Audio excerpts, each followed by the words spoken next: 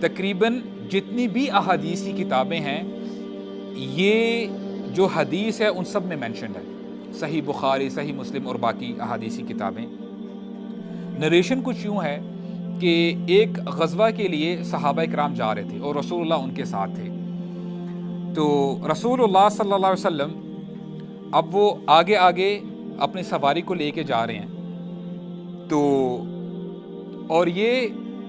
جو حدیث ہے جابر خود نریٹ کر رہے ہیں، کہتے کیا ہیں کہ میری سواری جو میرا جو اونٹ تھا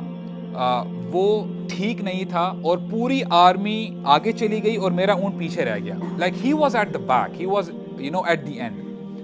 اب رسول اللہ صلی اللہ علیہ وسلم جب دیکھتے ہیں کہ آرمی موو آن تو کر رہی ہے لیکن سم ون از مسنگ، اب یہ بھی رسول اللہ کے اخلاق ہیں، تو وہ دیکھتے کیا ہے کہ ایک اونٹ پیچھے رہ گیا ہے، and someone is riding on a very slow pace, تو رسول اللہ اپنی سواری کو سلو کر لیتے ہیں، آرمی آگے چلی جاتی ہے، رسول اللہ پیچھے آتے ہیں اور دیکھتے کیا ہے کہ یہ تو جابر ہے،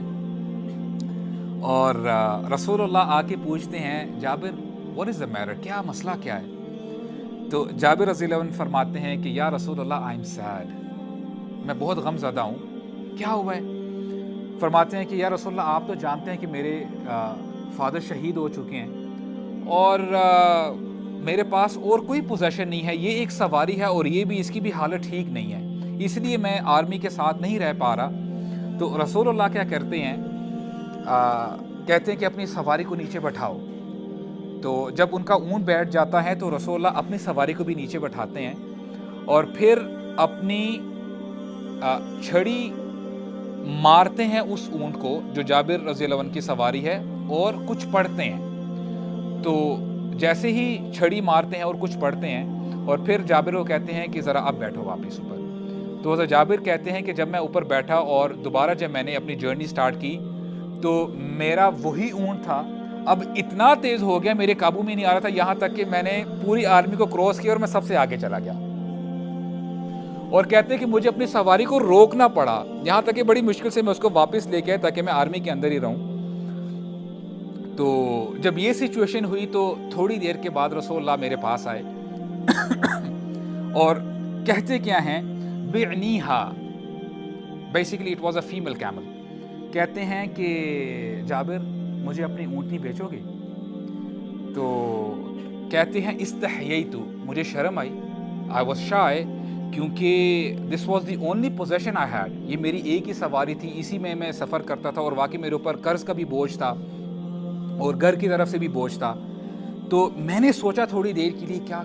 کروں، حالانکہ پرائس تو میں بتا نہیں سکتا، اب رسول اللہ پوچھ رہے ہیں، تو I made up my mind کہ میں رسول اللہ کو نا گفٹ کر دیتا ہوں۔ سبحان اللہ، کہتے ہیں کہ یا رسول اللہ ہوا لک،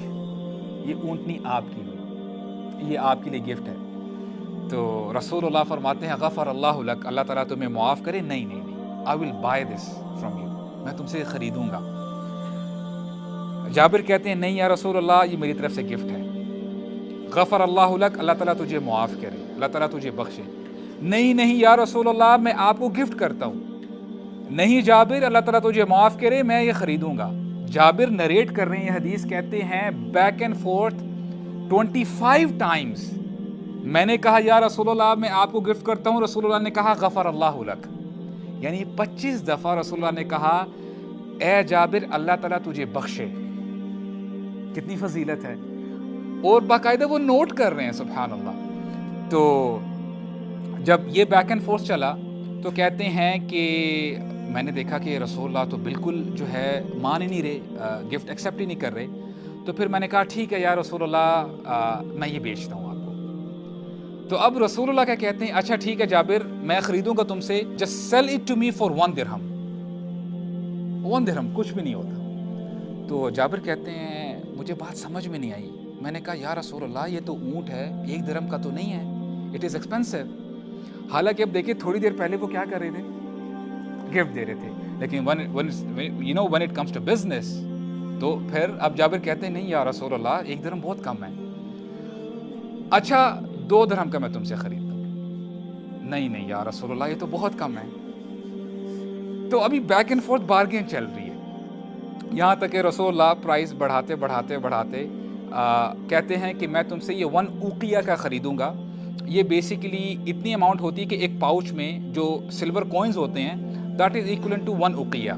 which is a decent amount, यानी एक ऊँट की इतनी प्राइस होती है। तो जाबिर कहते हैं कि जब रसूलुल्लाह 1 उकिया तक पहुँचे ना, मैंने कहा ठीक है, डन डील या रसूलुल्लाह, मैं आपको 1 उकिया का बेचता हूँ, लेकिन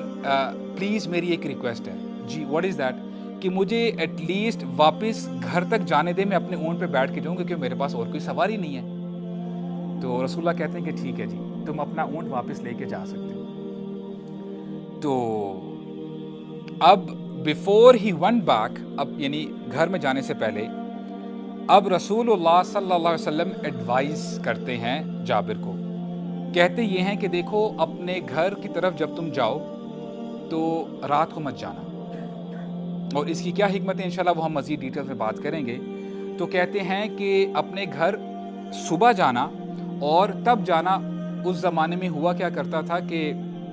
जब भी जंग से आर्मी वापस आती थी तो एक पुकारने वाला ना ऊंची ऊंची पुकारा करता था कि लश्कर आ गया है, ताकि लोगों को पता चल जाए। तो जब तक वो पुकारने वाला पूरी सोसाइटी को ना बता दे, उसके बाद ही तुमने एंटर करना है ताकि लोगों को पता चल जाए।